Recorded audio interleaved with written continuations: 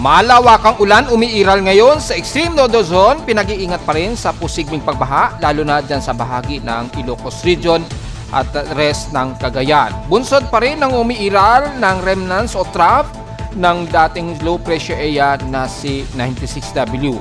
Pero nagiging erratic pa rin kung ito ay magtutuloy. At 98W ayon kay Joint Typhoon Weather Center, ito ay papasok ng Philippine Area of Responsibility pagsapit yan sa darating na Lunes ng umaga. At dahil sa mataasan confidence, matatawag pa natin sa bagyong Fabian sa darating na Lunes o Martes. Kaya dahil sa magiging maulan ang buong bahagi ng North Luzon, asahan na magiging gloomy rin at asahan din ang kalat-kalat na pag-ulan magi sa Metro Manila at ilang bahagi ng South Luzon, the rest ng kaluran ng Visayas at ilang bahagi sa bahagi ng Mindanao.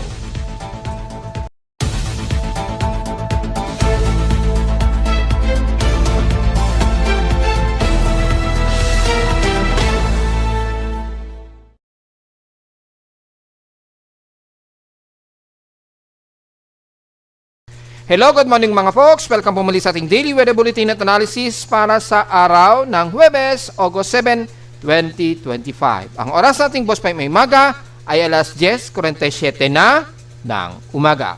Makikita sa Doppler Radar Satellite, binanggit natin Doppler Radar Satellite dahil ang ginagamit natin ay satellite imagery mula sa SSIC. Ginagawan ko na po ng paraan yung actual Doppler Radar na kasama kay Pag-asa, which is nakapag-develop nga po tayo ng panibago nating Doppler radar imagery na kasama na ang Doppler radar ni Pag-asa. Sa tulong na rin ng mga ibang foreigner na nag-share sa akin ng ibang source ng data, ay meron tayong ngayong latest data at nagawa na rin natin na mas smoothin ang gilid nito, halos kapareho sa nakikita ninyo sa website ng Rain Weather. Nakita natin yung format kung paano nila ini-smooth yung image, which is maganda ang naging resulta at na-adjust pa natin yung iba't ibang kulay niyan. So kung gusto niyo ng iba't ibang output, ma-adjust po yung mga iba-ibang kulay niyan, rainbow colors. So halos makikita niyo yan sa mga international Doppler radar imagery. So meron na rin tayo yan. Kung gusto niyo makita yung pinaka basic na kulay, pero ang ating ginagamit ay universal blue dahil mas bright ang kulay nito at mas nakikita na rin natin yung frames yan. So kahit na nag-upgrade si Pag-asa ng kanilang Doppler radar output, ay nakakakuha pa rin tayo ng kanilang data yan sa pamamagitan na rin ng international Doppler radar na ginagamit ng gaya na lamang ni Rain Viewer. Yung data nila at yung ibang data internationally ay nakukuha po nila kasi. So nakakuha po tayo ng data structure ng images. Ayan. Kaya meron din tayo ulit na data ni Pag-asa. So i-apply din natin yan dun sa ating dashboard unti-unti. Pinag-aaralan natin dahil complicated ngayon ang scripting nito. At least ay meron tayong real-time latest ng animation na hindi tayo magmi-miss sa actual Doppler radar ni Pag-asa pa rin. Yan, kahit na binago nila o nagbago sila o nag-upgrade sila ng kanilang website. So nawala kasi yung availability ng data, ng raw data. So ngayon ay gumamit tayo ng ibang data mula sa ibang bansa na hindi mula sa data ni Pag-asa. At nandun din naman lumalabas yung data ni Pag-asa. So nakakuha po tayo ng data feed. So dahil nga po dyan nakakuha tayo ng data feed at na-apply uli natin sa ating weather monitoring. At nakikita nga po natin yung animation na ito na malawakan ang pag-ulan dito sa bahagi nga po ng Batanes, Coop Island at ilang bahagi nga po ng extreme North Luzon. At dahil hindi gumagana lahat ang Doppler radar ni Pag-asa, hindi lahat nakukuha. So gumagamit tayo ng pinaka-outer satellite na Doppler radar o Doppler satellite radar ng CIMS SSIC para makuha natin ang pinaka-actual na detalye ng mga inuulan. Yan, sisilipin natin. At least makikita na mga kababayan natin yung ating latest kung wala man kay Pag-asa, hindi makita dito sa Extreme Northern Luzon, meron tayong ginagamit na mas detalyado na Doppler radar. Satellite nga lang na ginagamit ng geostationary satellite na kayang mag-capture ng estimated rainfall. Ayan, kitang-kita naman po. So at least ito, hindi lang dito sa may bandang Batanes Group of Island na nakukuhanan ng Doppler radar imagery, maging dito sa may bandang Extreme Northern Luzon kasama na ang Ilocos region. Sa Ilocos region, nakukuhanan din natin ang pag-ulan. Ang bahagi nga po ng Lawag Ilocos Norte, kasama na. Medyo i-zoom natin ng konti para mas malapitan. Hanggang dyan na sa may bandang Pangasinan, Cordillera Administrative Region, ilang bahagi sa Apari at Cagayan Valley. So kitang-kita po rito kung ano ang mga inuulan talaga at nakakaranas ng moderate to heavy rain showers po. So ingat po sa mga kababayan natin yan sa Extreme Northern Luzon dahil sa malawakan ngayon. Ang remnants ng trough ng low pressure area na si 96W na gaya nga natin sinasabi nga po ay maliit ang tsansa nito na magiging aktibong bagyo, pero yung kanyang trough o remnant ay magdadala ng malawakang ulan sa Luzon, which is na-forecast natin yan ng mga nakarang araw na pasok sa tropical cyclone strike probability. At ngayong araw nga po ito, mas napaaga siya ng konti, pero papasok ng weekend ay apektado nga po ng more than 30% na tropical cyclone strike probability ang bahagi nga po ng Northern Luzon kasama ang Metro Manila at bandang Southern Luzon, which is nangyari nga po at inulan nga kami ng matindi kahapon dito sa Caloocan na nagbunsod po ng biglaang flash floods sa iba't ibang panig ng Metro Manila kahapon. So kasalukuyan po malawak ang lightning strikes at may mga water vapor pa rin nakikitaan dito at umiiral silang bahagi ng Metro Manila. So medyo ready po at asahan pa rin ang mga kalat-kalat na pag-ulan na may pagkilat at pagkulog. At kasalukuyan nga po sa akin lightning detection system. Yan, i-load po natin as of 10:53 AM, meron tayo ngayong huling lightning strikes in past 100 minutes ago. So mukhang tumigil po yung mga pagkulog at pagkilat at wala tayong gaanong latest lightning strikes. Pero mula kanina ay sunod-sunod po ang mga pagkulog at pagkidlat dito sa kanlurang bahagi ng Northern Luzon. Kitang-kita naman po, nakapag-total tayo ng 355 lightning strikes outer range at inner range ay 355 din. So ibig sabihin, malapit sa kalupaan ng Extreme Northern Luzon. Nagkaroon din kanina within 2 hours ago ay nagkaroon ng mga matitinding pagkidlat at violent thunderstorms ang buong bahagi nga po ng kalurang baybay nga po ng Ilocos Region hanggang Pangasinan. Ano, kitang-kita po sa pattern dahil nagkaroon ng collision po kasi kitang-kita dito sa pinaka satellite imagery. Nagkaroon ng collision dito ng habagat, yung malamig at yung warmer air na dala nitong trough ng low pressure area na si 96W na tumatawid nga po dito sa Luzon. Makita ay bumangga siya sa may bandang sumasalubong sa kanya na habagat. At dahil nagkaroon ng course of collision ng init at lamig, nagbunsod po yan ng malawakang lightning strikes. Ayan, dito sa buong ano yan. Nakita nyo yung pattern niya, di ba? Yung balandra, yung bangga ng lamig at init, dala nga po ng warm na temperatura na dala ng trough ni 96W.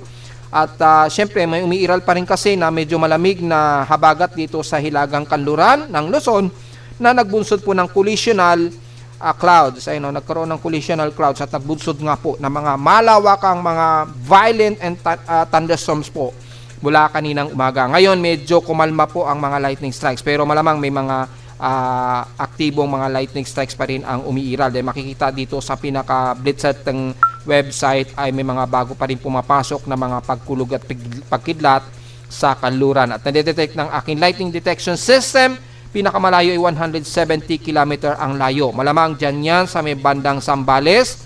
Ang pinakamalapit sa amin sa Caloocan. Ayan o, yung pinakamalapit na range. Mga around 107 km ang pinaka-closest. Kaya yan yung lumalabas na, lumapit po na pinakamalapit na mga pagkulog at pagkidlat sa amin. Within 170 km ang range. At pinakamalayo, more than 2,400 na po ang layo.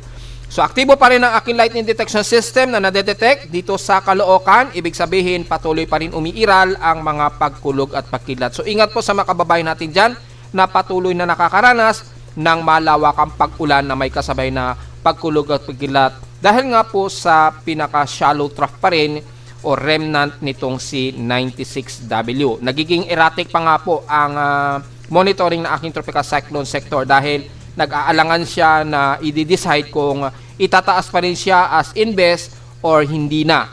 Kaya mapapansin nyo, lumilitaw si 96W and then mawawala siya bigla. Nako-confuse po yung satellite na i-confirm yung Dvorak niya. Hindi matanaw kasi pagka ganyang kalabo o kababaw yung kanyang trough. At sa sobrang lakas ng vertical wind shear kasi ay hindi makikitaan sa Dvorak yung paglakas niya.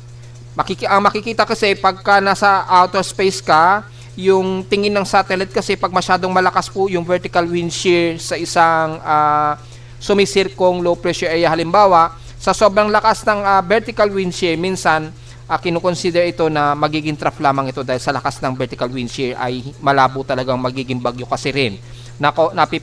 Nahihirapan po na magkaroon ng development ang isang bagyo kapag sobrang lakas ng vertical wind shear. Kaya makikita nyo sa satellite imagery, grabe ang kapal ng ulap niya sa ibabaw. Sa ibaba, halos dry na. Wala nang makita, hindi na masyado makita yung circulation. So, hindi na ma-determine ng Dvorak technique kahit ikunin natin yung Dvorak technique. Kaya, maging ang satellite na nagmo-monitor sa ATCF nitong low pressure area na ito, dito sa may bandang extreme ng Luzon, medyo nahihirapan po yung calibration ng kanyang accuracy. So, okay lamang po yan dahil nakikita naman sa mga forecast ay malabo talaga na magkaroon pa ng empirical development itong si 96W. Magme-maintain lamang siya na trough at magdadala nga po ng malawakang ulan sa extreme Northern Luzon. So, nakataas ngayon ang thunderstorms natin so far base sa data feed Pag-asa ang area ng Visayas pero wala naman tayo masyado nakikitaan dito na mga posibleng localized thunderstorms. Bagamat ang forecast nito ay 1 to 2 hours mula Palawan, so kasama na yan, Occidental Mindoro, ay magbubunsod po yung mga localized thunderstorms dyan dahil nga po ang nagkakaroon ng collision head yung ating habagat dito. Yung drier habagat o matuyong hanging habagat ay nagkakaroon na ng water vapor dahil nagkakaroon na ng transition dito mula sa bandang Eastern Pacific natin sa may bandang Western Pacific natin ay sumasalubong dito sa kanluran nagre-reaccumulate tuloy yung water vapor, dala ng habagat. So expected yan mula this week nga po o this weekend ay magre-redevelop yung habagat natin na may dalang ulan po. So be ready na lamang po until next week po. Sa ngayon ay nasa Palawan po ang concentration ng localized thunderstorms. Madadagdagan yan maya-maya lalo na yung mga afternoon rain showers natin kagaya kahapon. Sa current conditions of forecast, gloomy haze at partly cloudy po umiiral ngayon dito sa amin sa Caloocan. So, parang kahapon lang din. Pero lumalakas na po ang bugso ng hangin mula timog kanluran na naman. Ayan, kitang-kita naman po sa ating wind vane na nakapoint pa rin sa timog kanluran na naman. So, nagkakaroon na ng pag-iral ang ating habagat na naman. Umiiral na naman po yung malakas na bugso ng ating habagat. Sa lowest temperature nito lang, naka-weather station, kanilang 2:56 AM, nakapagtala kami ng lowest of 24.8 degrees Celsius. So, medyo presko ang lamig kaninang madaling araw. Kahapon ay naging maalinsangan pa rin kami na 32 degrees Celsius. Kahapon ito ng tanghaling tapat at 12:01 PM bago kami tuluyang inulan sa hapon. At kung titingnan naman ang heat index kahapon, naging mataas pa rin, 44.4 degrees Celsius ang aming heat index kahapon. So kung titingnan po natin yung magiging forecast natin ngayong araw sa iba't ibang bahagi ng bansa, ay wala kaming nakataas na heat index ngayon dahil wala pa kaming pumapasok na bagong latest mula sa aking weather station. So comfortable o cautionary lamang kami. Pero ang expected na forecast ay 34 degrees Celsius. At dahil mababa ito, ibig sabihin mukhang uulanin pa rin kami dito sa Caloocan nitong maghapon. Asahan natin yan mamayang hapon malamang ay magkakaroon na naman tayo ng mga pagkulog at pagkidlat. So handa po ang mga payong anytime sa mga kababayan natin, lalo na rush hour ngayong hapon. ay magkakaroon daw tayo ng forecast ng localized thunderstorm na naman at bugsong malakas na ulan. Yan, kitang-kita naman sa pinapakita ng ating heat index forecast monitoring. Wala tayong magiging komento dito sa bandang Islip de Luzon dahil medyo mababa yung magiging heat index. Pero double check na rin natin dahil mainitin kasi ang parte ng Cagayan Valley. Well, confirm naman mababa. Ibig sabihin po, nagkakaroon sila ng malawakang ulan dyan. Sa Isabela, Santiago, mababa. So, ibig sabihin po, talagang inuulan ngayon sa kanila at very overcast at gloomy ngayon sa kanila. At dahil dyan, wala po tayo magiging komento. Maging dyan sa bahagi ng Dagupan, diretso agad tayo dito sa bandang Batangas. Yan, tingnan natin kung mataas ang heat index. Mababa rin, so nasa around 34 to 35 degrees Celsius. So overcasting gloomy rin kayo dyan, malamang inuulan din. Sa parte naman ng San Jose Occidental Mindoro, bahagyang mababa rin, ibig sabihin overcasting gloomy rin at nakakaranas din ng kalat-kalat na pag-ulan. Malamang pagdating sa Palawan ay medyo mataas ng konti, pero hindi naman pumalo na 40 degrees Celsius. So medyo katamtaman ang lagay ng panahon sa inyo base sa forecast. 38 degrees Celsius po ang pinakamataas na heat index ngayon ninyo sa Palawan.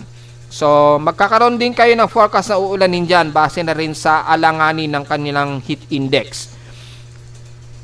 Pero pagdating sa may bandang Central Visayas sa Cebu, well, asahan natin sa kanila ay mananatiling mas maalinsangan, 42 degrees Celsius. Grabe ang heat index, which is pinakamataas na yan sa inyo ngayong maghapon po dyan sa Cebu. Huwag po masyadong magbibilat at magdala ng payong. Pero naka-forecast, mataas po ang forecast natin ng mga kalat-kalat na pag-ulan pa rin na may pagkilat at pagkulog sa maghapon. So take note pa rin yan mga folks. At sa bahagi naman ng Mindanao, sa Davao City, ay kasalukuyang overcasting gloomy rin kayo dyan. Nakakaranas din ng mga pag-ulan, kaya mababa rin ang heat index sa inyo, maging sa Zamboanga Peninsula. Mababa lang din. So mukhang overcasting gloomy ang halos buong bansa natin. Mabababa po ang heat index forecast natin ngayong araw sa iba't ibang bahagi ng bansa. Ibig sabihin lamang mukhang mababa o magkakaroon tayo ng mga kalat-kalat na pag-ulan at overcast at gloomy na panahon maghapon. Kung itatabi naman natin sa PX Extremes in past 24 hours, nangunguna ang hinatuan sa may maalinsangan o mainit na panahon na 34.3 degrees Celsius. Hindi naman pumalo ng 35 degrees Celsius pero pinakamataas na yan sa kanila. At sa lowest temperature sa Baguio ay nasa 17 degrees Celsius. Almost stationary lamang ang lowest sa kanila. At pagdating sa pag-ulan ay ang Katbalogan pa rin.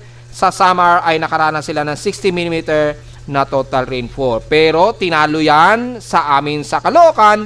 Nangunguna kami na may 74.1 mm na total rainfall po. Pinakamataas po ang naitala namin sa Caloocan. Nakapagtala kami ng 74.1 mm na total rainfall kahapon.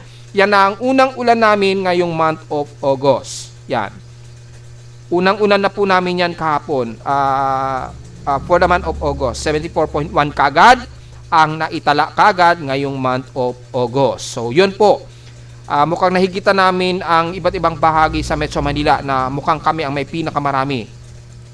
Dahil nataon po yung trough ay malaki ang concentration dito sa amin sa kanluran. Sumasalubong nga po siya sa dry air ng habagat sa kanluran kaya nagkaroon ng matinding pag-ulan which is umiiral na naman ngayong araw.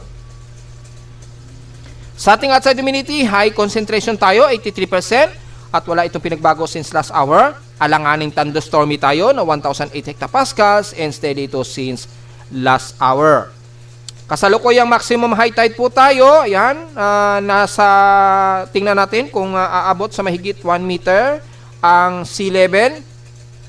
So kung titingnan po natin, 1.3 meters po ang maximum high tide ngayon natin. So ibig sabihin lamang yan, mukhang mataas po ang magiging alon natin. Double check natin gamit ang global assessment monitoring natin for significant wave height. Well, kung titingnan natin dito, wala namang mataas na alon pero malakas po ang bugso ng hangin dahil nga po sa kasalukuyang meron tayong trough ng low pressure area. So sa ating almanak, sumikat ang haring araw kaninang 5:40 AM at hinasang lulubog po ito mamayang 6:23 PM. At ang ating almost waning gibos o pa-full moon na po, 95% illuminated na po pero magmo-moonrise pa po yan mamayang hapon, 4:52 PM at bukas na ng madaling araw ng 4:19 AM naman ito lulubog. At sa ating local weather outlook para ngayong Huwebes hanggang bukas nga po ng Biyernes, well, asahan natin ang maulap at mga kalat-katapag ulan at mga pagkulog at pakidat. 100% chance po. Expected yan ngayong araw hanggang bukas po yan ng Biyernes, which is ilang beses na natin yang binabanggit sa ating mga forecast report 4 days ago pa. Na this coming weekend nga po ay asahan na magiging maulan na naman po tayo dahil nga po sa may low pressure area at yung remoderate na naman ng ating habagat dahil dito sa salubungan ng trough ng remnants ng low pressure area. So until this weekend na po yan ha, tuloy-tuloy po yan. 90% ang tsansa naman ang tsansa ng uulanin bukas ng Biyernes. So importante yung payong ngayong weekend na darating mga folks dahil hanggang Lunes na yan na mayroon naman tayong susunod naman na bagong posibleng bagyo pa na mapapaaga ang pagpasok sa ating Philippine Area of Responsibility bago siguro mag-Lunes. Yun. So didiscuss natin yan may konti. Pero ayon sa local weather advisory, bagamat late na po ito, na mataan pa rin nila si 96W sa layong 380 km northeast ng Dayat Camarines Norte o 390 km east ng Kasiguran Aurora na. Pero ngayon ay nandyan na yan sa may yung remnant trough niya, tumatawid na ngayon at palabas na ito ng kanluran ng Ilocos region na. Hayos sa lowest na pressure expected maglalaro 29 to 30 degrees Celsius and lowest na pressure expected ay nasa 25 degrees Celsius. So diretso agad tayo sa ating ginagamit na satellite imagery mula sa GK2A ng ating satellite imagery. Makikita po ang development at patuloy na malawak ang pag-ulan. Ito mukhang late na ata ito. So tingnan po natin. Madaling araw to. So diretso agad tayo sa pinaka real time ng data feed ng Pag-asa. Makikita po ang trough nito ng kaulapan na may dalang malawakang ulan na nagpapaulan ngayon na matindi sa buong Ilocos region at bahagi ng Batanes Group of Island, Babuyan Islands, ilang bahagi nga po ng Cagayan, yan, Cagayan Valley, kasama na ang mountain province niyan, Apayao, Abra, pababa na yan ng Benguet, expected na naman ang mga ulan sa La Union at buong Ilocos Sur, Baguio, hanggang sa rest ng bandang Pangasinan po. Ingat po sa mga pagbaha po dahil mataas po ang water precipitation estimation rate dyan na pinost na rin natin sa Facebook page kanina pa. Yan, malamakan po ang pag-ulan dyan ngayong maghapon po. Ingat po sa mga pagbaha at huwag sana magkaroon ng pagguho ng lupa at nagkakaroon pa ng collision dito ng malamig na temperatura sa may bandang kanluran, bunsod ng habagat, nagkakaroon tuloy ng malawakan na localized thunderstorms. Buti na lang sa karagatan po ito umiiral ngayon. Manaka-naka lamang sa may bandang kalupaan. Siyempre magiging overcasting gloomy ngayon ang buong Nueva Vizcaya, Quirino, and the rest ng central part ng Luzon, Tarlac, ayan, pababa na yan ng bandang Pampanga, Angeles, yan, Cabanatuan, Isiha, hanggang San Miguel, sakop ng San Jose del Monte, yan, Bulacan, Malolos, kasama na ang Metro Manila, Calabarzon area, and the rest ng South de Luzon at Mimaropa. Siyempre, magiging mas maulan ang parte ng Mimaropa, mula dyan sa may bahagi pa rin ng Mindoro, kalat-kalat po yan, at may mga moderate to some heavy rain showers ang iiral dito sa parte ng bandang El Nido o Coron, Palawan. Kung titingnan natin gamit ang himawari ng heavy rain potential, makikita po natin ay scattered po ang mga heavy rain potential dyan sa may bandang Coron, Palawan at very overcast and gloomy ang buong Puerto Princesa. So expected po maging sa Kalayaan Group of Islands, magkakaroon kayo ng mga kalat-katapag ulan dyan na may pagkilat at pagkulog pa rin dahil sa pag-iral muli ng ating habagat nitong darating na weekend. At dalas naman ng bandang South Luzon, bagamat overcast and gloomy tayo, pero mas moderate sa may bandang Bicol region ngayon, dito sa may bandang Camarines Sur and dalas hanggang Sorsogon. Expected pa rin ang kalat-katapag ulan, light to moderate showers ang madalas na iiral ngayon sa inyo, hanggang dyan sa may bandang Catanduanes po. And the rest ng bandang Romblon, Masbate, hanggang hilagang bahagi ng Visayas, overcast and gloomy rin tayo dyan. So medyo moderate ang ating panahon, mas gloomy at overcast ang halos maghapon po. Magkakaroon po ng mga kalat-katapag ulan maging sa Panay Island, ang buong Negros region po.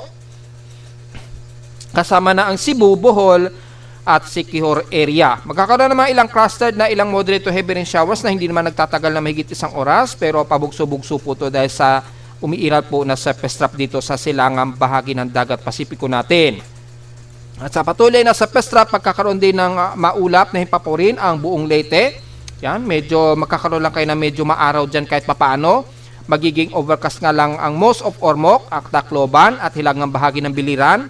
Asahan po mga kalat-kalat at isolated na pag-ulan sa maghapon, maging sa gabi o madaling araw. Ganon din ang iiral sa buong eastern part ng Samar Region.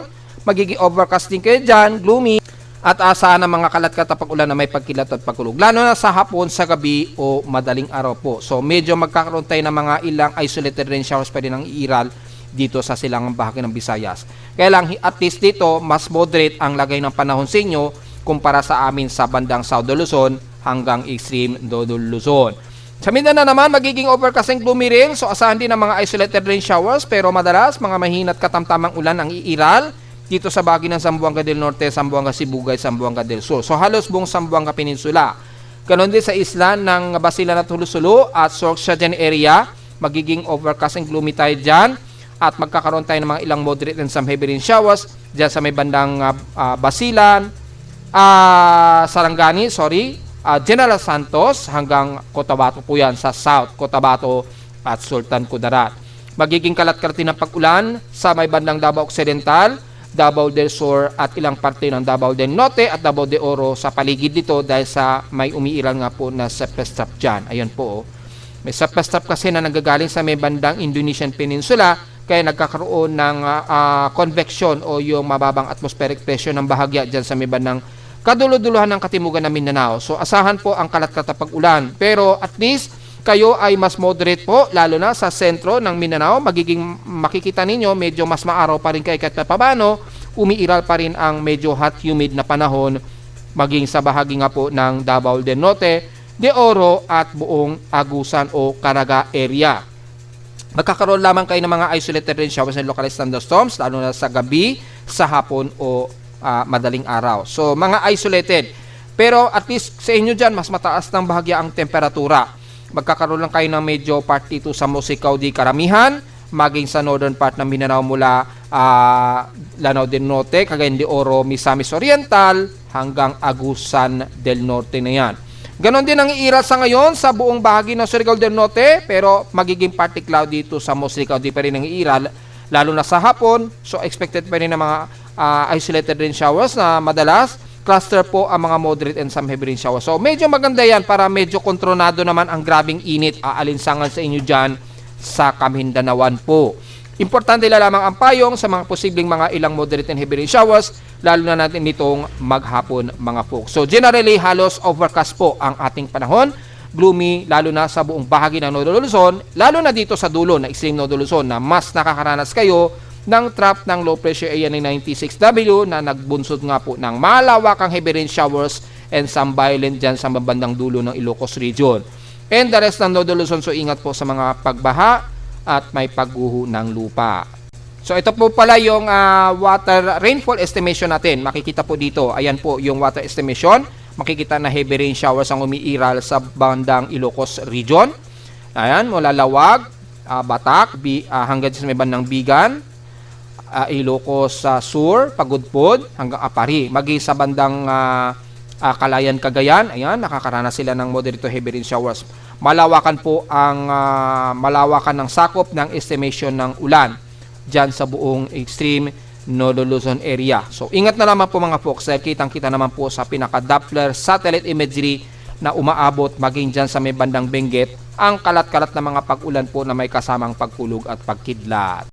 So, diretso ulit tayo sa ginagamit natin na computer-generated tropical cyclone sector na may kasamang erratic condition, lalo na dito kay 96W, pasulpot-sulpot po itong si 96W. Kasi nga po, gaya na ating report ng isang araw pa, ay magkakaroon talaga ng mga erratic condition o erratic forecast. Kasi nga po, yung ating environmental steering environment ay medyo malikot, lalo na sa may bandang Northern Hemisphere. Madalas, ang high pressure area na nagre-regenerate dyan, yan.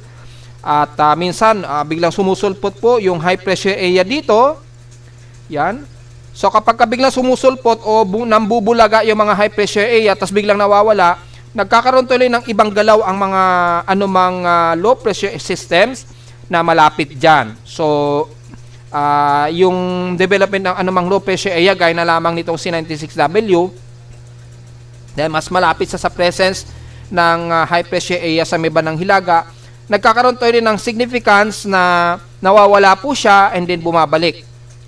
Kasabay ng mataas na vertical wind shear sa kanya dito. Ay dahil sa mataas po na vertical wind shear dito kay 96W, na i-entrap talaga yung kanyang development. Halos sa tulak na tulak po yung kanyang sirkulasyon. Yan, kung titingnan po natin, makikita po yung grabe yung vertical wind shear sa kanya. Yon. Kaya yung pinaka-safest stop niya, humampas tuloy dito sa may bandang habagat dito sa kanluran niya. Ayan, oh. Makikita niyo po yung kung paano magsalpukan po yung init at lamig nakaulapan dito. Ayan, oh. Pansin niyo po. Ganyan po kagulo yung steering environment ng ating weather systems ngayon. Yan, kaya itong si 96W po, as of 11:15 AM, sa ngayon, ang sentro niya, base rito ay nandito ngayon sa may bandang baybayin ng Dinapige. Halos pagitan po yan ng Palanan Isabela or ng Kasiguran Aurora. Pagitan siya, oh. Yan, nasa baybayin ito ng Dinapige, Isabela. So, pasok pa rin siya, sakop pa rin siya ng Isabela sa Dinapige. Kung susukatin natin, ang layo niya mula sa Dinapige ay nasa around 17 km east ng Dinapige, Isabela. Yung pinakasentro ngayon ni 96W. Ayon dito sa ating latest monitoring. So, makikita mo sa lawak o sa lakas po ng vertical wind shear, makikita nyo po yung pinaka-upward low convection, nandito na halos. Kaya akalain nyo, nandito na po yung bagyo, no? Hindi po. Ano lang yan, yung pinaka-upper low yan ng kaulapan na dala nitong si 96W. Pero kung i-imagine nyo po, yung pinaka-circulation niya, ganyan po nangyayari. Pansin nyo, halos sobrang tilt niya, nakaslant.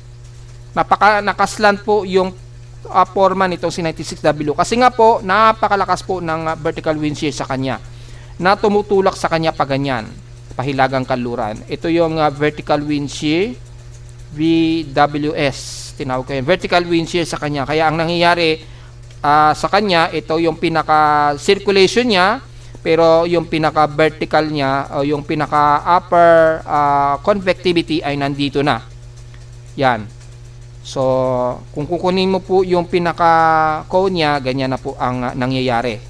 So, imagine mo yung forma ng tornado, imagine mo parang tornado siya na nakaslant. Yan. Tapos ito yung pinaka-itaas niya. Yan, umiikot siya na. Yan, nag-circulate yan sa itaas. Then, yung pinaka-low level convection niya, circulation sa baba. So, imagine nyo po paano siya nakatilt, di ba? Yan po ang nangyayari. Kaya aakalain nyo nandito na yung bagyo. Hindi po upward lang yan, yung pinaka-upper low lang niya, nakaulapan. Dala nga po ng vertical wind shear. Pero yung sentro niya, nandito pa lamang yan, sa may bandang Dinapige, Isabela pa lamang po. Kaya nga po sinasabi natin, this weekend ay asahan po na magiging maulan po ang parte na yan ng Nodo Luzon. Kasama na ang bahagi nga po ng Central Luzon na naglalaro sa 10% at 5% sa may bandang Southern Luzon na kasama na ang Bicol Region at Metro Manila, which is nangyari nga po kahapon. Binulaga po tayo ng pag-ulan. Samantala, yung bago binabantay natin, napakabilis ng development nitong low pressure area na to at naging aktibong low pressure area na kagad siya. Tropical depression category na kagad. Tinawag na 16W. Yan, supposed to be 98W. Bagamat napakalayo pa nito sa boundary ng ating Philippine Area of Responsibility, kung susukatin po natin ang layo niya pagitan ng PAR o Philippine Area of Responsibility, yan, mula sa silangan, ang layo niya mula sa PAR ay nasa around 1,333 km pa lang mula sa pinaka-boundary ng ating Philippine Area of Responsibility. Pero nasa loob siya ng ating domain, so binamatay natin siya ngayon. At nasa baybayin ito ng Northern Mariana Islands na kasalukuyan po silang mas nakakaranas ng malawakang pag-ulan ngayon o masungit na panahon. Ayan, sa Northern Mariana Islands ngayon. Ayan, grabe na po yung upward low at napakapulido ng kanyang upward low convection, Kaya siguro mabilis ang kanyang development at itinaas kaagad siya sa aktibong kategory na low pressure area kaagad ng Joint Typhoon Weather Center at kay Japan Meteorological Agency ay tropical depression na po siya kaagad.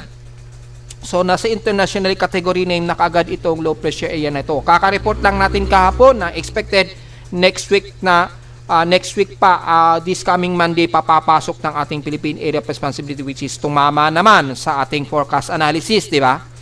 So mabilis lang talaga ang kanyang development dahil pag ang low pressure area kasi nasa nakaragatan po at maganda yung kanyang low level convectivity at yung kanyang convergence, maganda rin ang kanyang development din kaagad.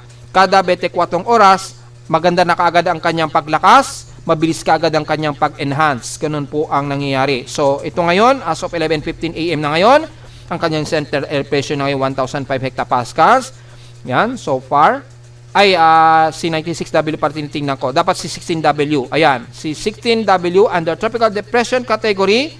Nasa 1 minute average sustained wind ito na 51 kilometers per hour. So, pasok na siya sa tropical depression category na may bugsong 67 kilometers per hour. Pero ang kanyang center air pressure, mataas pa, 1,008 hectopascals pa. Partida na yan. Pumapartida na si 16W sa atin. Sa 10-minute average, 45 kilometers per hour na po, pasok na yan sa atin bilang tropical depression category na may bugsong 59 kilometers per hour. Napakabagal ng kanyang pagkilos, pakanluran sa bilis na 5 km an hour lamang, kaya ganun na lamang kawori tayo na mabilis at may posibilidad ito na magiging mas malakas sa bagyo. Gaya nating sinabi nga po, di ba, kung aalalahanin ninyo yung ating monthly forecast, na may papasok o mabubuo na bagyo sa loob o labas ng Philippine Area of Responsibility na may mataas na tsansa na 70% to 77% na magiging mas malakas na bagyo po ito. So, ito na kaya yung si 16W? Well, aalamin po natin yan dahil mula sa kanyang tropical cyclone track combination, ayon sa latest track ng Joint Typhoon Weather Center data feed, courtesy sa kanila, yan ito ay hihilagang kanluran muna sa may bandang Northern Mariana Islands. At gaya ng ating forecast kahapon, magsisimula yan sa kanluran ng Northern Mariana Islands. Yan, by August 9, nitong Sabado na darating na yan. And then, lalapit na ito sa boundary ng ating Philippine Area of Responsibility by August 11 or by Monday. So, expected sa Monday po, kung hindi magbabago yung kanyang movement speed po, ito ay inaasahang papasok na po sa Philippine Area of Responsibility natin mga bandang Lunes na po yan. Yan. According dito, 8 AM po, nasa bandang boundary na ito ng PAR. So, nitong maghapon siguro, approximate siguro mga bandang alas 2 ng hapon or alas 8 ng gabi, ay papasok na ito ng Philippine Area of Responsibility sa Lunes po yan, Monday. Kung hindi magbabago po yung forecast niya ngayon, malinaw po yan. Asahan, papasok yan ng Philippine Area of Responsibility, either Lunes siya ng hapon or ng gabi. Yan. Yan po yung approximate ahead of time natin na e-enter ito ng Philippine Area of Responsibility. At kung sakaling maging isang aktibong bagyo na nga po ito ng lubusan na nakapasok ng PAR, at base dito sa Joint Typhoon Weather Center forecast, yan, titingnan natin yung cone of probability or uncertainty. Napakalawak pa ng kanyang cone of probability. So, pwede pa yang kumilos pa ganyan, yan, or pwede pa yang masumubsob na gaya ng ating forecast kahapon, yung report natin kahapon, na pwede pa yang sumalubsob. Bakit nga po? Uulitin ko. Dahil nga po, may inaasahan daw na high pressure area na mabubuo dito sa silangang bahagi ng Japan. At yung kanyang ridge of high pressure area, yung ridge of high pressure area ay magpapatulak ng husto dito sa bagyo na mabubuo na ito, na magdudulot ng pagsalubsob dito palapit sa may bandang hilagang silangan ng Luzon next week po. So, yun po inuulit ko lamang yung report natin kahapon. At kung papasok yan ng Philippine Area of Responsibility sa Lunes, tatawagin na natin yan sa bagyong Fabian. Yan, magiging Fabian. Lalabas, ika-6 na po yan na bagyo natin ngayong taon just in case. So, papasok yan as typhoon category according dito sa Joint Typhoon Weather Center. So, malamang between severe tropical storm siguro or typhoon category. Depende po sa pagbabago ng kanyang forecast ngayong araw po hanggang this weekend. Siyempre, hanggang this weekend, marami pang pagbabago yung forecast niyan. Sa ngayon, ito muna yung lumalabas na latest sa kanya. Yan. At malinaw na papasok daw ito ng Philippine Area of Responsibility. Wala pa tayong forecast error mula sa data feed ng Japan Meteorological Agency. So wala pa tayong track forecast mula kay Pag-asa maging kay Japan Meteorological Agency dahil tropical depression pa lamang sa kanila at wala pa silang extended forecast base dito. Pero kung titingnan natin yung forecast and symbols nito, malinaw na mataas ang confidence na ito ay papasok talaga ng Philippine Area of Responsibility. Ayan, mataas yung confidence talaga niya na papasok. Kasi ito yung multiple spaghetti and symbol. Lahat puro papasok ng Philippine Area of Responsibility. So, mukhang yung confidence na mapapasok talaga ng PAR ito pagdating po ng Lunes po. Yan. At base dito sa extended track forecast ng forecast and symbols, ito ay babalandra dito sa may bandang extreme Nodo Luzon. So, sa ngayon, walang nakikitaan na tatamaan ito ang anumang malaking kalupaan ng Nodo Luzon. Base dito sa current forecast so maaari pang magbago yan habang ito ay lalapit o papasok ng ating Philippine Area of Responsibility. Dahil gaya ng ating forecast ng ating tropical cyclone assessment, doon sa inanalyze natin na tropical cyclone strike probability, posible pa itong dadaos-dos. So may mga pagkakataon na dadaos-dos pa yan. So posible pa yung mas lumapit dito sa may bandang Isim Nodo Luzon or posible pang mas bumaba yan. So tingnan natin, napakahaba pa ng probability na ang magiging kilos nito ay either tumaas or either mas bumaba pa. So, wag natin munang bibigyan ng conclusive analysis na ito ay lalandfall sa extreme Nodo Luzon o dito man lang sa malaking kalupaan ng Cagayan Valley. Wag muna po mga folks dahil napakalayo pa ng bagyo, marami pang pagkakataon na mababago pa ang forecast niya every 6 hour po yan So, mahaba pa ang pagkakataon. Thursday pa lamang ngayon, so may at least mga 3 araw pa para masiguro natin kung ano talaga ang magiging actual na kilos nito pagpasok nito ng Philippine Area of Responsibility next week po. Either Monday na yan or bandang Tuesday. Alin man sa araw na yan dahil malawak pa talaga yung uncertainty nito habang ito'y lumalapit dito sa silangan ng Luzon sa labas ng ating PAR po. So sa ngayon ay aktibo po yung kanyang circulation ngayon at nagpapalit na po siya ng pangalan maging sa kanyang animation imagery ng ating floater. Yan.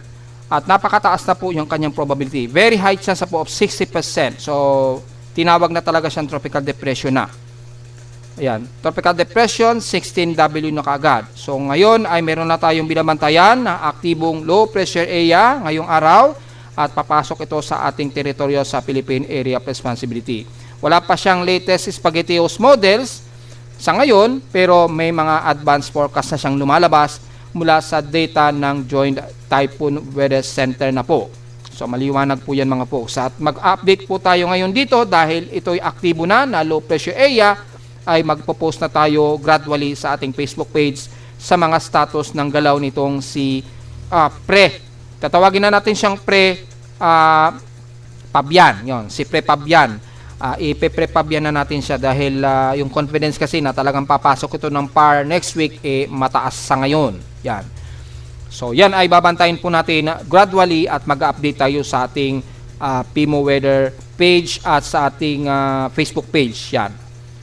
Malinaw yan at babantayin po natin maigi ito mga folks at since wala pa tayong latest na spaghettios at wala pa lumalabas sa iba't ibang mga weather agencies maliban kay Joint Typhoon Weather Center, diretso agad tayo sa Global Assessment Monitoring para sa magiging posible pa rin galaw nitong si Prepabian o 98W o 16W na since aktibong low pressure na ito kay JTWC. Yan, tingnan po natin at mula nga po dito sa pinaka West Pacific Basin natin, aktibo na rin yung kaniyang forecast track. Malinaw dito na papasok ito ng Philippine Area of Responsibility.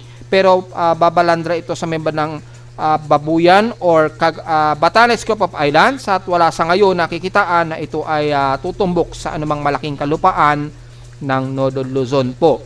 So medyo dadaplis siya, ang hindi nga lang papalarin ay mambandang Batanes. Yan. So sa mga taga Batanes, ngayon pa lamang medyo mag-ready-ready na po tayo dahil dyan po siguradong babalandra ang sentro ng bagyong si Prepabian.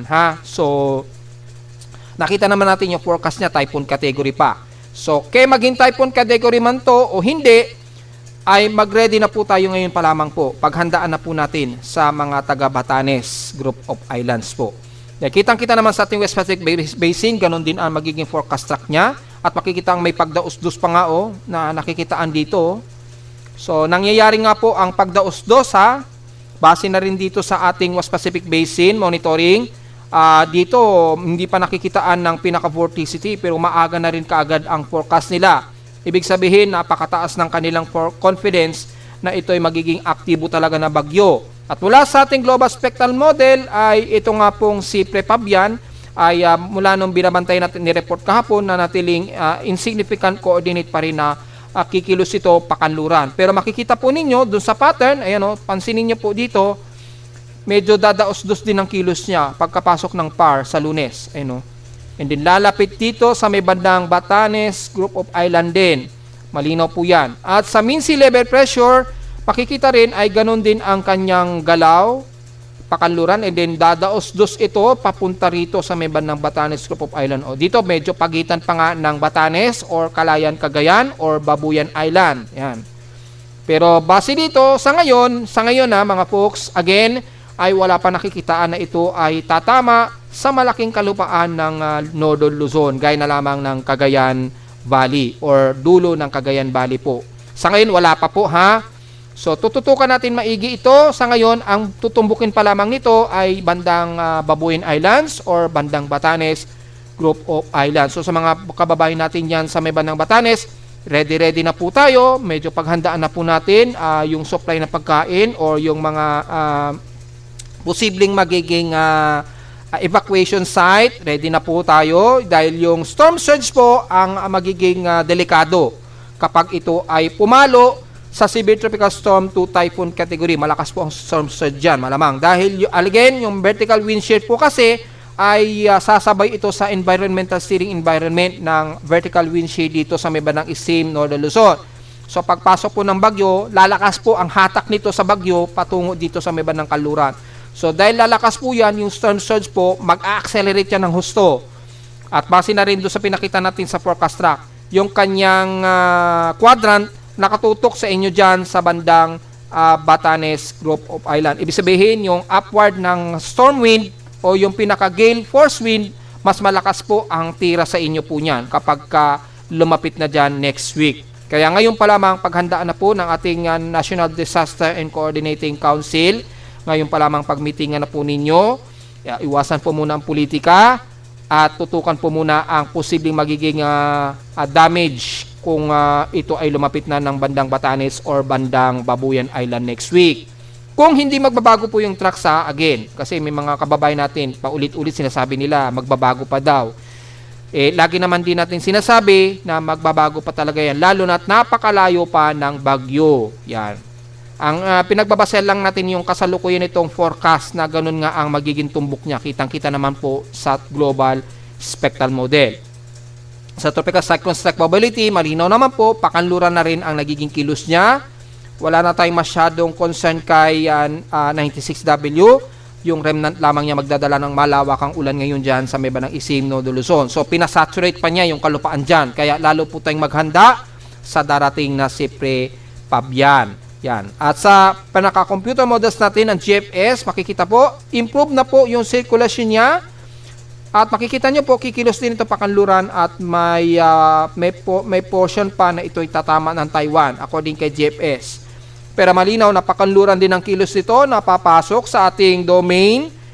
Kay SMWF din, makikita ay mataas na rin yung confidence ng forecast sa SMWF na ito ay magiging isang aktibong low pressure area. Ayan mataas na po yung forecast sa SMWF. So, nagtutugma-tugma na po yung forecast ng tatlong weather agencies, maging kay NABGEM din po. Yan So, mataas na ang confidence na ito ay si Prepabian na talaga, folks. So, medyo mag-ready na po tayo, lalo na sa hilagang bahagi ng Luzon, dahil nagtutugma na po ang forecast ng tatlong o apat na weather agencies natin. Yan, mataas na po ang confidence.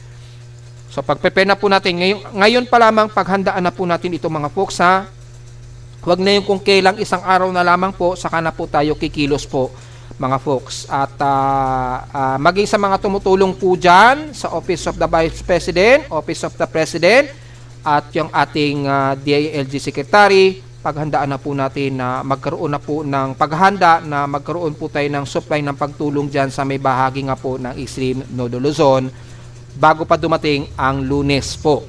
Yan po ha, malinaw yan mga folks. Samantala sa Ulat Lindol, so far wala naman tayong latest na nadedetect pero kahapon patuloy pa rin ang mga aftershocks nitong Kuril Islands dyan sa Russia at may mga mahihinang pagyahinig na nadedetect sa aking seismograph. Yan.